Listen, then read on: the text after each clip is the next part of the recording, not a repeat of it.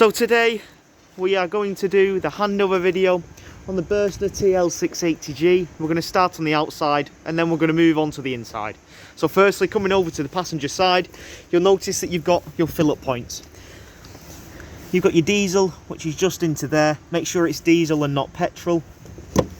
And then through opening your passenger door, you'll gain access to the bonnet release catch, which is just here. I'll pull that now because I'm going to show you a couple things underneath the bonnet. But whilst I'm here, you'll notice that you've got your Emm-Bee cab blinds fitted to this vehicle. Your Emm-Bee cab blinds conceal the cab and they're on the other side as well. Now to operate these, all you need to do is simply pinch like that and then pull out like so. What I typically find is a lot useful, a lot handier, is if you lead from the bottom like so, you can then connect it up to the side here via the magnetic strip. That leading will stop the blind from getting tangled and twisted, and it'll make sure that it doesn't snap. They are quite fiddly, so do bear that in mind, and if it feels like they're being forced, you are probably doing something wrong, so do be careful. Just take a minute. And that is a rule of thumb with anything really in the vehicle. As you can see, when I take it back in, I'm leading from the bottom and connect it into the side there. As I mentioned, you've got them on here and also the fronts here, which again, just pinch that black lever. They'll connect together via the magnet. Now coming back round to the front, as I've mentioned, I've just released the bonnet. There's not many things that you need to know underneath here, but I'll show you a couple of things that you can see.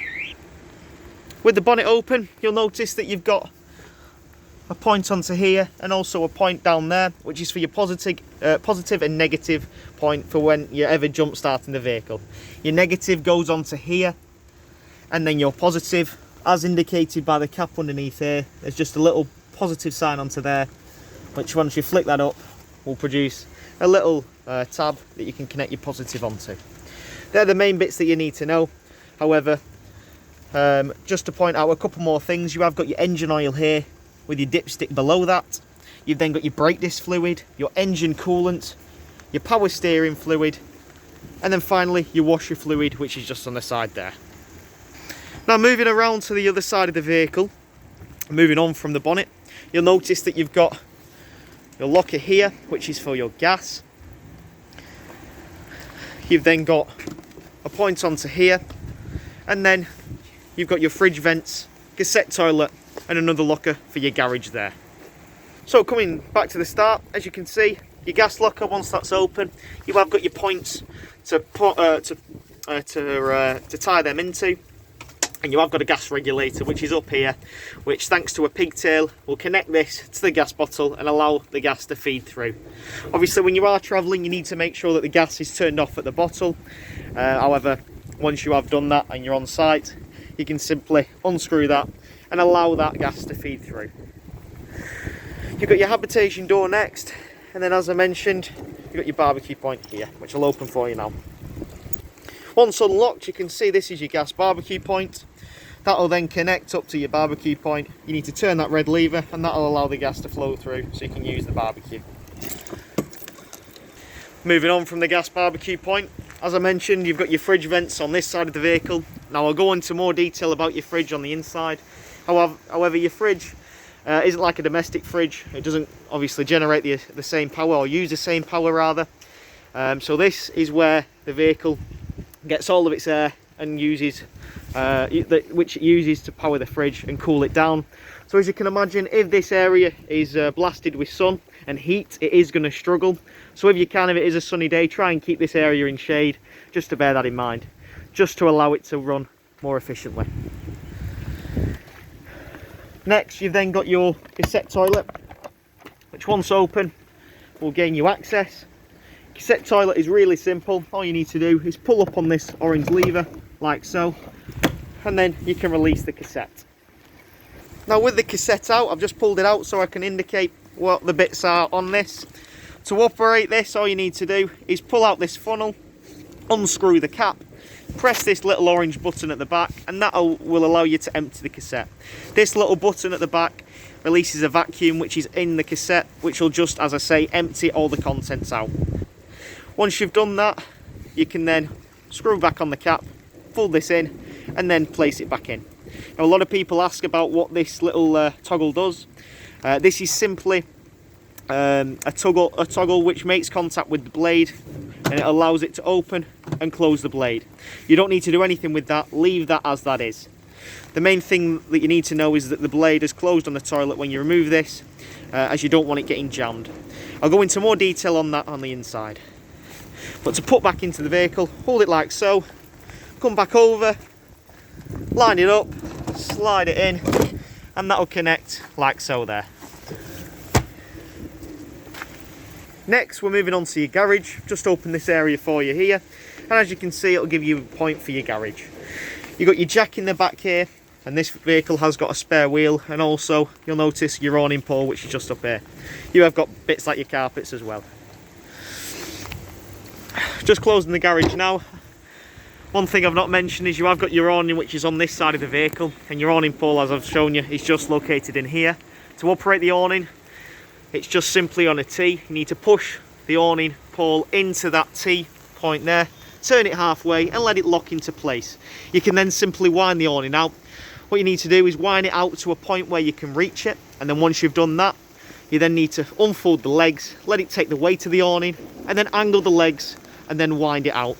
That's going to allow you to walk that awning out. Once you've done that and you're putting it away, do the exact same but just vice versa.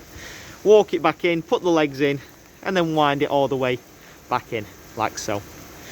One thing to know with an awning, if it is a windy day, don't use the awning, because as you can imagine, it is a massive sail, which will simply, once the wind gets underneath it, rip it off the van. So do be careful of that. Moving on to the back, you've got your bike rack, which is on the back here, along with your reversing camera, which is up at the top there. You have also got on this side another locker into your garage space, and this is known as the ski locker, because you can stand things upright. I'll open that for you now. As you can see, with that open, you've got a bit of storage at the top, and also the bulk of the storage below. You'll then notice coming over that you've got an external shower on this vehicle. All you need to do is obviously unscrew this and release it, and then you'll have an external shower, which was actually in the back there, which will connect via a bayonet fitting onto there. You then need to run your pump, which will be on the inside of the vehicle. Again, I'll explain that when we're on the inside. And you can then use your external shower. Next to this, you've then got your truma vent, which in essence is your vehicle's chimney. This does get very hot, because obviously this is where it's venting all of the heat from. So do bear that in mind, don't hang anything on there, and do be careful of that. Next to that, you've then got something called a convenience locker. The great thing with Burstners is they put all the drain down points in one place. If I was to open this up now, you'll notice your convenience locker is all accessible. You've got your fresh water here, and then next to that, you've got your hookup point, and then finally, a couple more drain down points for your boiler. So firstly, your drain down point for your fresh water. To fill the fresh water up, you can see this will take 120 litres. To fill it up, you remove this cap, you then push on this black funnel onto there, put your hose pipe in, and that'll allow you to then fill up the system. Once it's full, it'll then come out, and you can then tighten up the cap. To empty the system, you'll notice that you've got a black nib on the top there. Unscrew that, and that'll allow you to drain the system. Now you've got two options with this. You can drain this entire system to 20 litres should you want any water in the system. Burstner do recommend that if you are travelling with water, you travel with a maximum of 20 litres due to weight distribution and payload. So if that is the case, all you need to do is screw this little nib until you get to a lug. Once you've hit that lug, you need to leave it there, and that will drain the entire system down to 20 litres. However, if you want to drain the entire 120 litres and drain everything out of the fresh water tank rather, you need to keep screwing past that lug. You'll feel it click, and then that'll empty all your fresh water. Next to that, as I've mentioned, you've got your hookup lead and a little notch out here for the lead to exit. And then finally, you've got your boiler drain down point. The first one here is the more important one. This is your boiler drain down point, and this is a frost protection valve. Your Burstners are geared for very cool climates and come fitted as standard with a frost protection valve, which will trip and open when it gets to below freezing. To close this, all you need to do is simply turn the diamond so the black nib goes in, and then push the blue button in like so. That will then close that and stop any water from coming out of the boiler. To open it, simply turn that, the black nib pops up and the blue tab on the bottom will open. Now if you've not used the vehicle for a while, or if it's extremely cold, you'll come to close this, so you'll come to turn that, the black nib will go in, and then you'll come to push this blue tab in. However, it'll keep pinging out. The reason being is this acts to, this has got some solution in which reacts to temperature, with it being a frost protection valve, and it won't allow you to push this blue tab in. So if that is the case, you need to go into the vehicle and you need to turn your heating on. The nice thing with this is you can run your heating without any water. So go in the vehicle, turn your heating on, wait 30 minutes, and this area will get nice and warm. You can then push that in and seal the boiler so you can then begin using it. As I say, it's a fail-safe to make sure you don't get any frozen water in the system. The final drain down point in here, as you can see, is a yellow tab here. At the moment it is open. When you push it down, that is closed. And all that does is that will seal, will drain everything which has gone past the boiler to your taps. So that's to drain everything from the boiler point beyond. Now coming away from the convenience locker, they're the main drain down points. You've got one final more drain down point which is just below that, which indicated by this sticker, indicates where your wastewater drain down point is. As you can see, you've got a black pipe underneath this, and then you have a little square toggle there. Using this black lever here, you connect this onto here, you then simply turn that down, and that lever will open up your wastewater.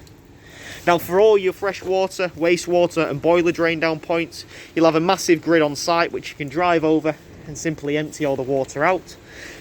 As I was saying, sorry, you do have a massive grid over on site which will drive over and then empty the entire system.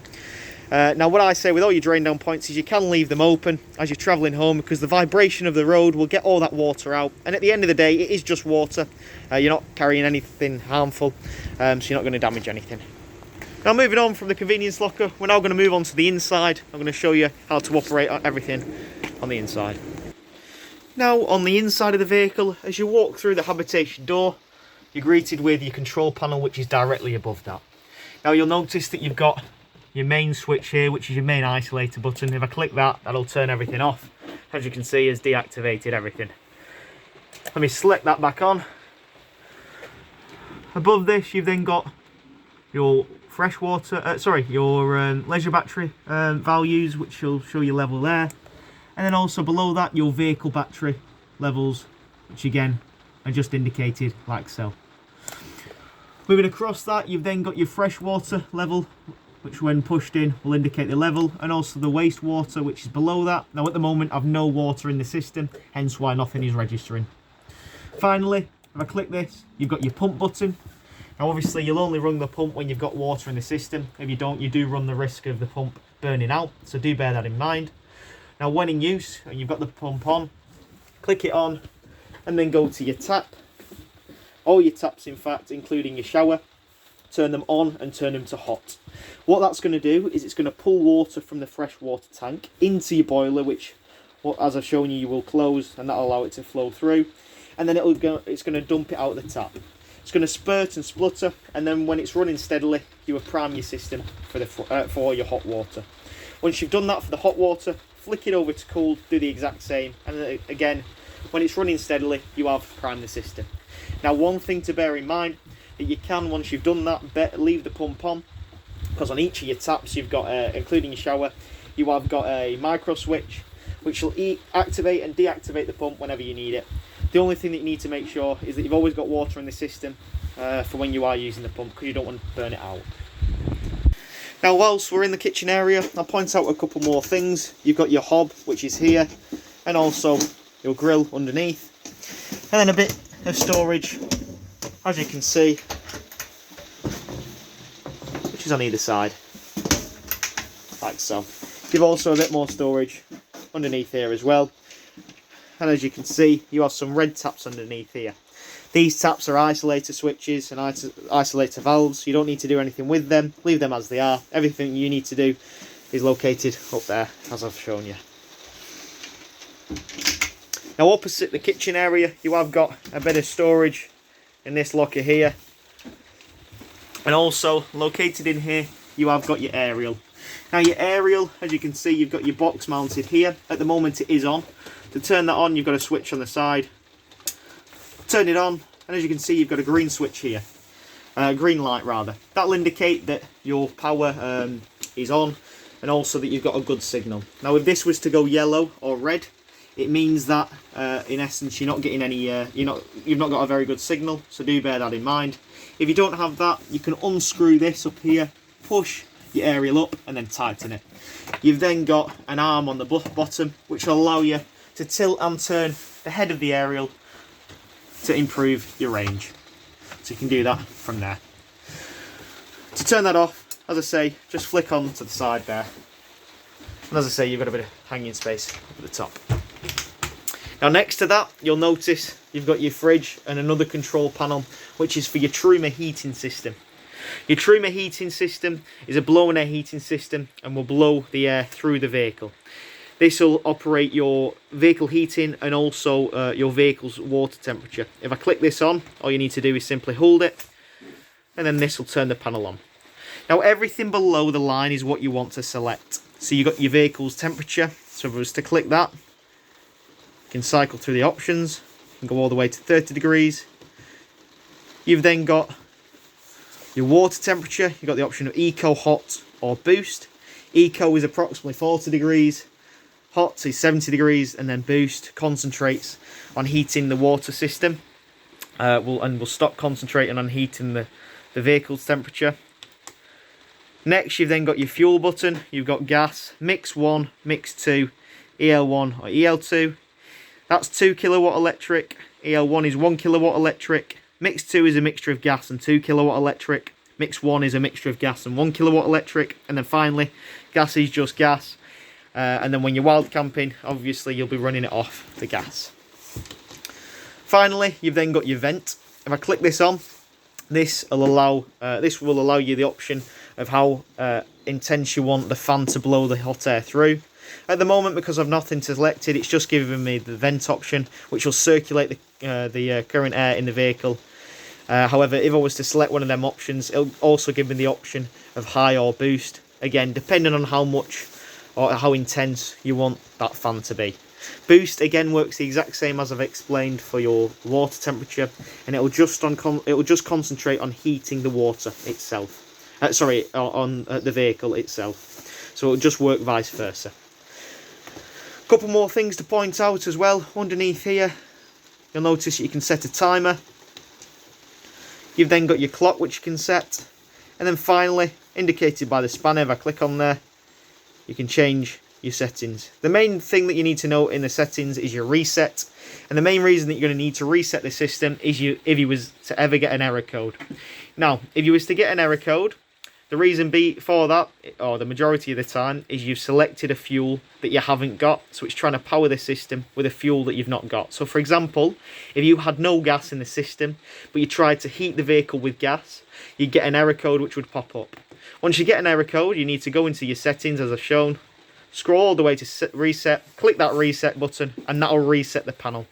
That's going to reset it, it'll flicker and initialize, and then you need to wait 20 minutes before you can then reuse it. So do bear that in mind. Just protects it from being damaged. You then need to hold in the button to turn it off, like so, and that'll turn off, just like that. Coming away from that, as I mentioned, you've then got your fridge. I went into a little bit of detail on the outside regarding your fridge, but your fridge does a very good job at maintaining temperature, but not the best jobs at getting it down to temperature. So for example, if you want frozen things to be in the freezer, put frozen things in, and if you want cooled things to be in the fridge, put cooled things in. It does a very good job at maintaining that temperature, but as I say, not the best of jobs at getting it down to temperature. To operate your fridge is a three-way system. So how that works is there's 3 ways to power it. Your first way is running it off 230 volt. Your second way is running it off gas. Your third way is running it off 12 volt, which is your leisure battery. Now, when you're on site, you're going to be running it off your 230 volt. When you're wild camping, you're going to run it off your gas. And then when you're travelling, you're going to be running it off your 12 volt leisure battery. Now, a lot of people think that they can run the fridge off the 12 volt leisure battery when they're wild camping. However, you can't, because if you did, it would simply drain all your energy and power from your leisure battery, because it just draws so much power, the fridge. So when you're wild camping, only for your gas, and the only time you can have it on 12 volt is when you are travelling, because you've got a built-in alternator with this vehicle, which will supply a constant feed of energy to that power leisure battery, which will then be able to fuel the fridge. You'll notice at the end you've got an A button, which stands for automatic. Select that and that'll automatically assign whatever fuel you've got to whichever one obviously you want to use. Finally, you've got your vehicle's temperature for the fridge, so you can click that and alter the temperature. And then you've got a little reset button, which is indicated here, and also by the sticker, which is on there. Obviously, if you do get an error where you've tried to power the fridge using something you've not got, as I've just mentioned, you can click that there. To turn this on, you need to hold it and that'll light up, and then to turn it off, hold it again to turn off. Moving away from the fridge and coming back up, you'll notice that you've got your microwave in this. Now your microwave is strictly 230 volts and will only work when you are hooked up, so do bear that in mind. Works the exact same as a normal microwave that you would at home, and just off 230 volt. Now moving into the bathroom area, you'll notice that you've got your toilet on this side, and then your sink and also your shower. I've spoken about priming your system, so I don't need to touch that. Now just moving on to the toilet and how to use this. So as I mentioned outside, you've got something called a blade, which is on the toilet, which is this here. Slide that away from you there, and that'll open the blade. Slide that across, and that'll close it. That'll open and close the cassette. Now when you are using the vehicle, using the cassette, you need to open it so all the waste can drop down into the cassette. Once you are finished, you then need to click that blue button, which will activate your flush to flush the system. Once you've done that, close the blade like so. You need to close it because that will stop the odours from escaping, but it'll also get you into the mentality and habit of whenever you're removing the system to clean it out, you'll never run that risk of damaging it and jamming it. Coming back up to your flush, one thing to mention is that this blue button, as I say, activates the flush, but you need your pump on for that to work, so do bear that in mind. And then when it is full, you will get a red light on here just to indicate that it needs emptying. Coming away, you've got a big mirror here, with also a socket, and then a bit of storage along with another mirror here. Underneath the left sliding drawer, or cupboard rather, you'll notice that you have got your Rcd breaker, which is just here. If the vehicle ever trips, you need to come to this area here and just check that there. Now, you will notice that you've got a little button on the side there which says test. That's a test button. For example, if you can't get any power to the vehicle and you can't work out why, you can come to here and click that test button. Basically, if these switches trip, you know that you're getting power to the van, so it's therefore not a problem with the cable that you're using or the site that you're using. There's a fault with your vehicle, usually to do with your fuses. From that point, you can then isolate the issue. That just proves as a good sort of indicator as to where the power is being lost. From there, as I say, you can check your fuses, which are underneath your passenger seat. Moving back forward into the vehicle and into your lounge area, just to finalise things, this is your lounge. When operating your bed, which is directly above, this area of course needs to be clear. You need to do quite a few things. So you need to of course remove your cushions, which would be in the way, and anything on your table, and then you also need to swivel your seats. What you do also need to do as well is once you've cleared your table, you need to lower that. You do that by lifting the table up and then dropping that. What I'll do is I'll clear this area now, drop the table, swivel the seats, and then I'll show you how to drop the bed. So with all the cushions removed and with the two seats swiveled there, all that remains is your table. As I say, with this, all you need to do is lift up and push down, which I'll do for you now. Before I do that, you'll notice that you've got your panel on here with your key in. To activate this, you need to turn this. Your lights will then indicate that it's on. You can then drop the bed. Click the button and that will drop. I'll do that for you now. With everything dropped, I'll then drop this now. As you can see, once it reaches a certain point, this front area will then straighten up as it is now. And then once it's done that, click the button. Now you can see whenever I let go, it will stop like so. But if I hold my finger on that, it'll allow it to go all the way down, and that'll stop automatically once it's in that position. It's then in the lowest position, then got your step up onto it. With your drop down bed, you can keep all your bedding on, just with your pillows, stick them at the front, just whilst you're not using it. To send the system back up, just do the exact same thing, just click the button, and that'll send the bed up as it is now. With your bed concealed, you're now ready to go and resume, so you can pull up your table and assemble all your cushions. One thing before I sign off for today, you'll notice that you've got your TV, which is on a pull down bracket here, and then behind that, on all your windows, you've got a blackout blind and also a fly screen like so. For all your windows, you of course need to make sure that they're all closed when you are travelling onto site, so do bear that in mind. Now that concludes the handover video on the Burstner Ixeo 680G. Hope you enjoyed.